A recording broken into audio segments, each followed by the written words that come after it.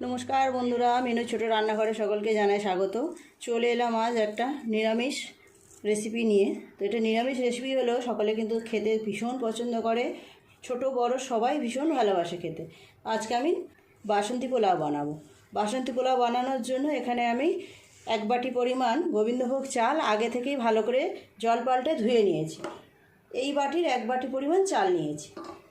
চালটা ভালো করে ধুয়ে জল ঝরিয়ে একটুখানি এই থালার মধ্যে এইভাবে ঠেলিয়ে রেখে দিয়েছিলাম। এবার এর মধ্যে কিছু জিনিস আমি মিশিয়ে নেব। এই সিলভারের বাটিটা আমি গরম করে নিয়েছি, এর মধ্যে ঘি নিয়ে নেব। বাটিটা যেহেতু গরম করে নিয়েছি, ঘিটা গলে যাবে, ওই জন্য এইভাবে নিলাম। এর মধ্যে অল্প একটু হলুদ গুঁড়ো দিয়ে দেব। হলুদ গুঁড়ো ভালো করে ঘিটা আর হলুদটাকে এইভাবে মিশিয়ে নেব। এই হলুদ মেশানো ঘিটা চালের মধ্যে দিয়ে দেব। আর দেব 1/2 চামচ পরিমাণ আদা বাটা। খুব ভালো করে চালটার মধ্যে সমস্ত কিছু সুন্দর করে মিশিয়ে নেব।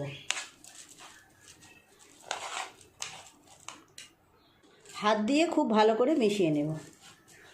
হাত দিয়ে মেশালে মেশানোটা খুব ভালো হবে।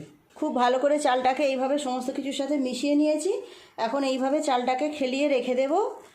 কিছুক্ষণ থাক, চালটা খুব ভালোভাবে ঝরঝরে হয়ে গেলে তারপর রান্নাটা করব। বাসন্তী পোলাওটা এবার রান্না করে নেব। চালগুলো কত সুন্দর ঝরঝরে হয়ে গেছে দেখুন। অনেকটা সময় এইভাবে সুন্দর করে মিশিয়ে রেখে দিয়েছিলাম, খুব সুন্দর ঝরঝরে হয়ে গেছে। গ্যাস জেলে কড়াই চাপিয়ে দিই। কড়াই গরম হয়ে গেছে, দিয়ে দেব ঘি।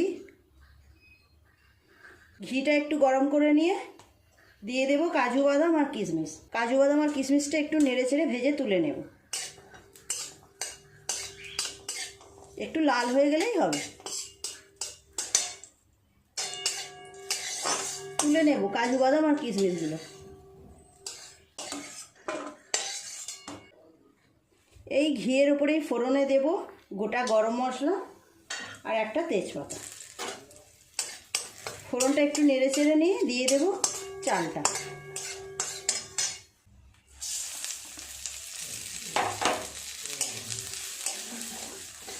চালটা এখন 4-5 মিনিট সময় নিয়ে ভালো করে নেড়ে চেড়ে ভেজে নিতে হবে। চালের কালারটাও চেঞ্জ হয়ে যাবে, তখন বোঝা যাবে যে চালটা পুরোপুরি ভাজা হয়ে গেছে।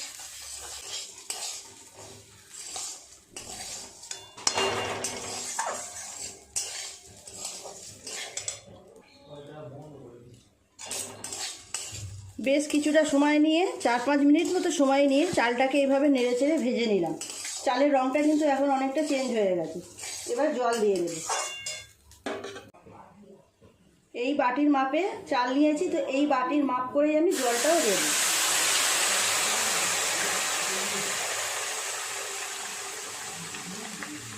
এক বাটি আগে দিলাম আর এই হাফ বাটি।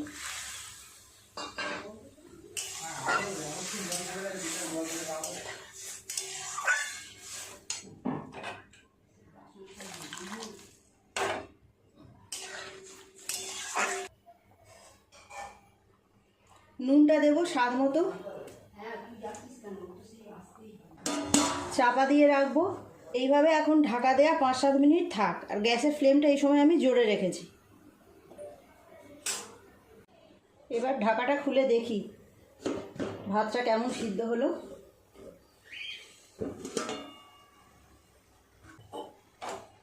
5-7 মিনিট গ্যাস জোরে দিয়ে ভাতটা রান্না করেছি, তারপর আবার গ্যাসটা কমিয়ে এইভাবে রেখেছি।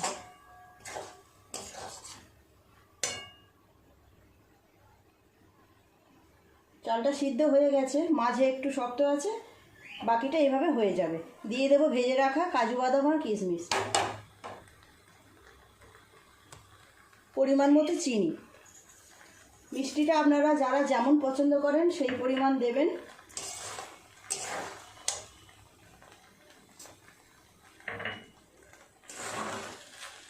গ্যাসের ফ্লেম কিন্তু এখন একদম কমানো আছে।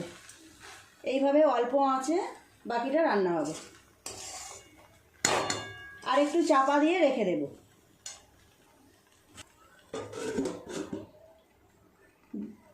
2-3 মিনিট এইভাবে চাপা দিয়ে রান্না করব।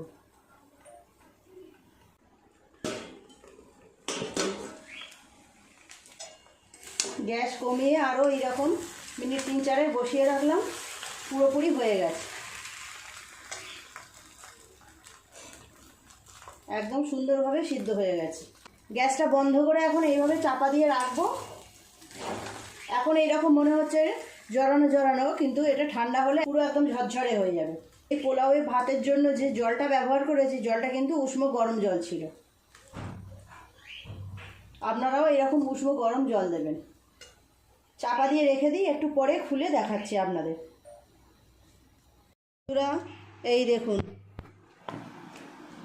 বাসন্তী পোলাও পুরোপুরি রেডি। আমি একদম সুন্দর করে প্লেটে সাজিয়ে নিচ্ছি। আর বাসন্তী পোলাওয়ের সাথে যেটা না হলে নয়, এখানে আছে পনিরের তরকারি আর আলুর দম। কেমন হয়েছে আমার মেনুগুলো আজকে অবশ্যই কমেন্ট করে জানাবেন। ভালো লাগলে একটা লাইক করে দেবেন। আমার চ্যানেলটি এখনও পর্যন্ত যারা সাবস্ক্রাইব করেননি, প্লিজ আমার চ্যানেলটি সাবস্ক্রাইব করে পাশে থাকা বেল ঘন্টিটা ক্লিক করে দেবেন। তাহলে যখনই আমি এইরকম সুন্দর সুন্দর নতুন নতুন রেসিপির ভিডিও আপলোড করব, সবার আগে তা আপনার নোটিফিকেশনে পৌঁছে যাবে। সবাই খুব ভালো থাকবেন। দেখা হচ্ছে পরের দিন নতুন কোনো রেসিপির সাথে। নমস্কার।